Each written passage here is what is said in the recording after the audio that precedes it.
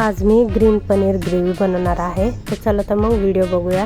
तर सगळ्यात आधी इथे कढईमध्ये थोडंसं तेल टाकून पनीर फ्राय करून घ्यायचं आहे। हलकासं गोल्डन ब्राउन करून घ्यायचं आहे आपल्याला पनीर।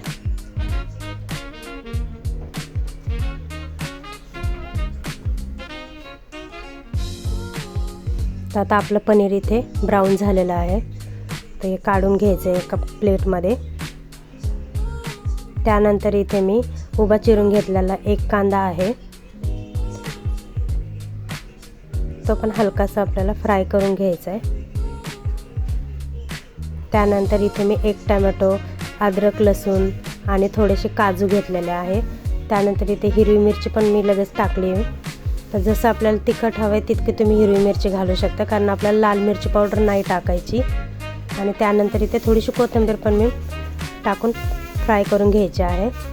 तर आता आपला मसाला तयार झाला, तो वाटण करून घ्यायचा आहे। तर त्यानंतर इथे मी थोडंसं तेल टाकलं आहे। जो मसाला आपण वाटण तयार करून घेतलेला तो पण तेलामध्ये टाकून आपल्याला चांगलं फ्राय करून घ्यायचं आहे। चांगलं तेल सुटेपर्यंत फ्राय करायचे। खूप सोपी रेसिपी आहे आणि खूप कमी साहित्यामध्ये बनणारी रेसिपी आहे आणि एकदम हॉटेल स्टाईल आहे।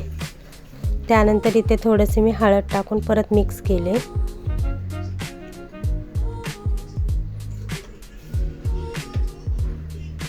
ते इथे आपलं पनीर फ्राय करून घेतलं होतं ते पण टाकून मसाल्यामध्ये चांगलं मिक्स करून घ्यायचे।